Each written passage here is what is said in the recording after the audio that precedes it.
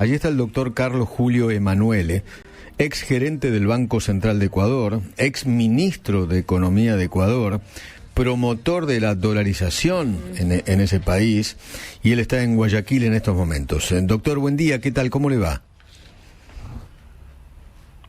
Muy buenos días, muy bien, ¿cómo están ustedes? Muy bien, muy bien. Sabe, aquí en la República Argentina tenemos un candidato a presidente que se llama Milei y está proponiendo la dolarización para la República Argentina. ¿Nos cuenta la experiencia de Ecuador en este sentido? Claro, el punto fundamental de la dolarización es atacar la inflación de raíz.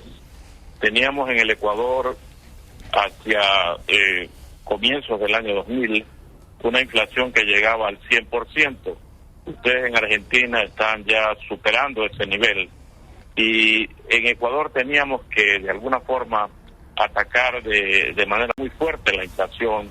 No se lo podía hacer por métodos convencionales, entonces optamos por una alternativa que la habíamos estado estudiando ya por algún tiempo, que fue la dolarización. Desde entonces hasta ahora, pues la inflación en el Ecuador es una historia del pasado. Ustedes en Argentina tienen un problema inflacionario, no creo que se solucione por métodos convencionales, no se lo ha podido hacer. He seguido de cerca la evolución del tipo de cambio en Argentina. Cuando asumió el poder el presidente Fernández, el tipo de cambio bordeaba 40 pesos por dólar. Hoy creo que están por 700, con tendencia siempre a subir, y la única manera de romper ese círculo vicioso de inflación, inflación, es con un régimen monetario estricto como es la dolarización, o como en su momento fue la convertibilidad en Argentina. La diferencia es que la convertibilidad es una política reversible, como lo fue en Argentina, y la dolarización no lo es. Claro, porque ni siquiera Correa pudo salirse de la dolarización, ¿no? Exactamente, y él era un enemigo jurado de la dolarización, claro. Escribió muchos artículos, muchas conferencias en ese sentido, pero ocurre que la dolarización en Ecuador es más popular que todos los gobiernos. Seguramente tiene un nivel de aceptación cercano al 98%, y ese otro 2% simplemente pues no lo han podido de alguna manera tocar, analizar, pero es una política, yo diría para Ecuador, la mejor política pública que se ha implantado en el último cuarto de siglo es la dolarización, pero tampoco es suficiente para resolver todos los problemas. Eso es algo que tiene que quedar muy claro, ¿no? Antes de hacer una dolarización, ¿qué hay que hacer? Según su saber y entender. No hay ningún requisito previo, realmente.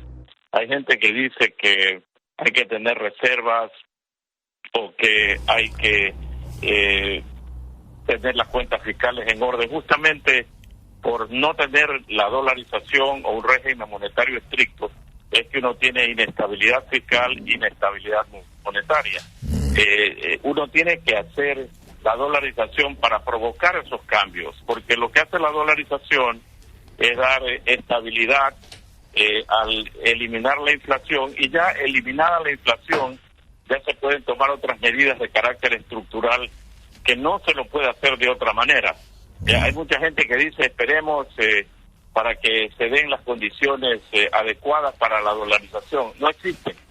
Las condiciones adecuadas para la dolarización, yo diría, es tener una inflación muy fuerte que se puede convertir en hiperinflación y que produce todo tipo de desajustes sociales en la población, pobreza, desempleo, etcétera.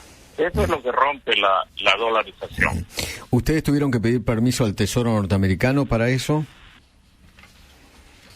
Para nada, absolutamente para nada. O sea, le hicieron por las suyas. Diría que esto no son temas que se consultan, porque yo le diría, yo también trabajé algunos años en el Fondo Monetario Internacional, y el Fondo Monetario es opuesto a este tipo de medidas. Pero, ¿para qué consultar a una institución que sabe que le va a decir que no?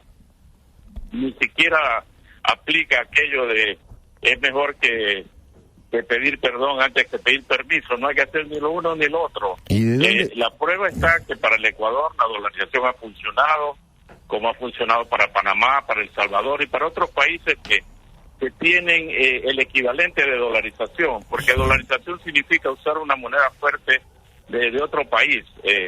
En Yugoslavia se usa el marco alemán, en algunas repúblicas que antes fueron parte de ese país y que usaban el dinar yugoslavo, y hay montones de ejemplos en el mundo. No necesariamente es el dólar, no, tampoco es que uno tiene que dolarizar, uno podría también euroizar, usar el euro, pero eso depende de las corrientes comerciales, exportaciones, importaciones, qué es lo que más conviene. Para nosotros era el dólar porque Estados Unidos es nuestro principal socio comercial. ¿Y ustedes de dónde sacaron los dólares para cambiar los pesos ecuatorianos? Los soles se llaman, ¿no? ¿O colones? No, Sucre teníamos. Sucre. Okay. Sucre. Ecuador es Sucre, el colón es de El Salvador y el sol es de Perú. Exactamente, sí, perdón. Bueno, nosotros teníamos en esa época 800 millones de dólares en la reserva, y lo único que uno tiene que hacer es dolarizar al tipo de cambio que está en la calle. Por ejemplo, si Argentina tiene que dolarizar, no tiene que dolarizar al tipo de cambio oficial, sino al dólar blue, al blue, que es el verdadero valor del dólar. Porque lo que tiene el Banco Central es un dólar que está definitivamente fuera de la línea de oferta y demanda de los dólares en Argentina.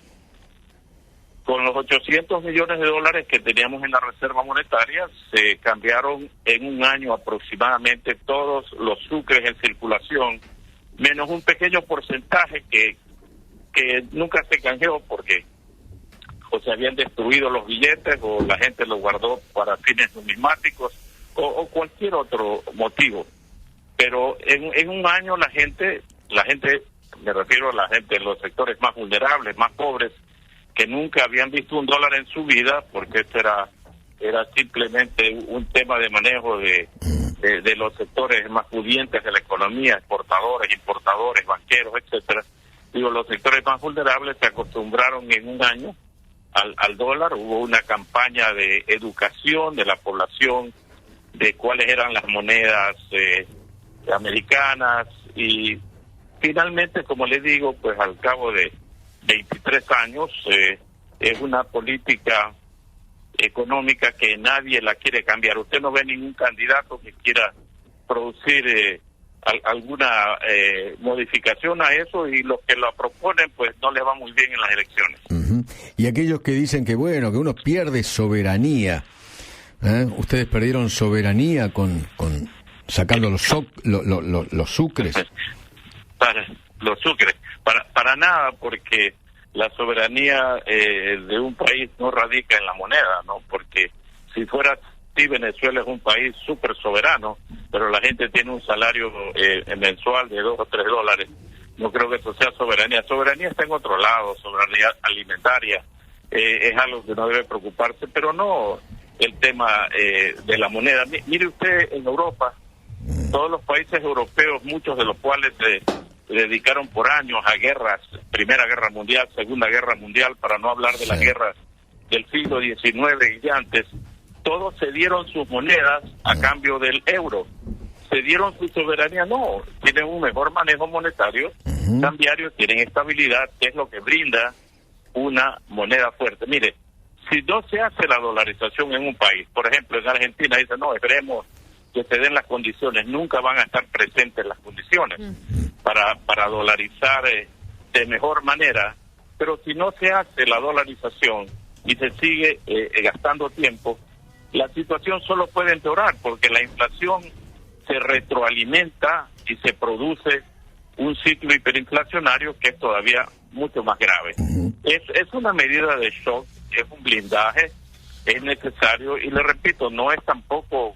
Yo he escuchado a algunos críticos que dicen, bueno, pero Ecuador todavía tiene pobreza, pero Ecuador todavía tiene desempleo. Claro, porque lo que hace la dolarización es dar estabilidad.